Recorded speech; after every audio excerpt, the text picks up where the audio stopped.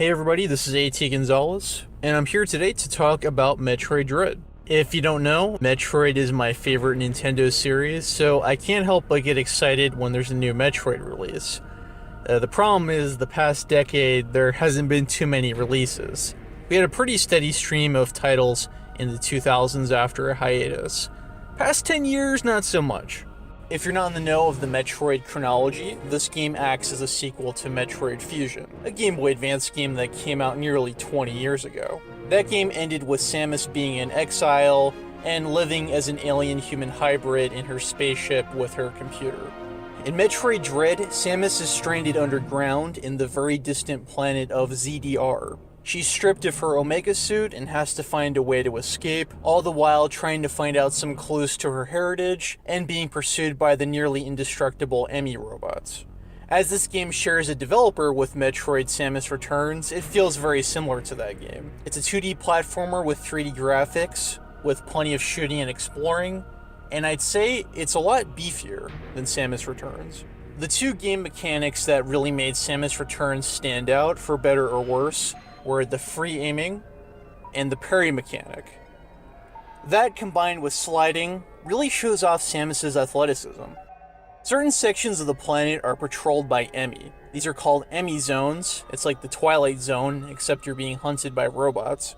And you have to take great care and caution, because if they get you, you're just bam, you're instantly dead, no questions. When I first heard that the premise of the game was Samus being pursued by killer robots, I just thought, so what? I'm Samus, I'm a badass. I'll just pop a cap in those bitches. Then I play the game and I'm like, oh. So yeah, getting captured by them is very serious unless you get good at parrying. I estimate a 99% probability of death if an enemy captures you. This idea, which persists throughout the game, is very similar to a sequence that was at the end of Zero Mission. In Zero Mission, when Samus is in her Zero suit, she's pursued by the space pirates. If they hit you, it would do a lot of damage, but not necessarily kill you in one hit.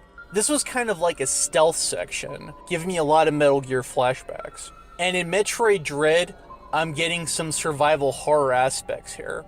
So it's kind of like this game combines aspects of Metroid, Resident Evil, and Metal Gear. Seeing as how those are some of my favorite video games, this is all a good combined company. As for the overall performance of the game, I'd say it's a minor step up from Samus Returns, which, for all my potential criticisms of Mercury Stream, I did enjoy that game. I think Mercury Stream overall was respectful enough to the previous games. They've maintained that Metroid feel, but they've also expanded the universe a little bit in their two games. It took me an hour or two to appreciate just how big the map is.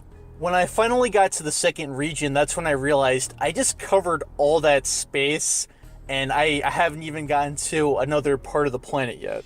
The map is huge, and thankfully it's huge in a good way. The environments don't feel like filler.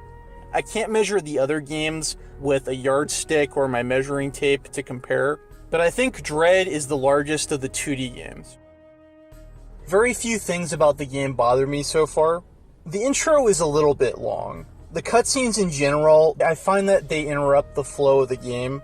It's not enough to sour the experience for me, but it's a little bit annoying. I'll also say that I don't find ZDR particularly interesting as a setting, and I did not care for these thermal vent puzzles. But no worries, the game is still great. This game is going to need a little bit of time to grow on me, but for the most part, I have a positive feeling about it. If I were to give review scores, I'd give it a 9. I think it might be a little bit too hasty to give it anything higher, but Dread is good. Anyway, that's all I have to say about Dread for now.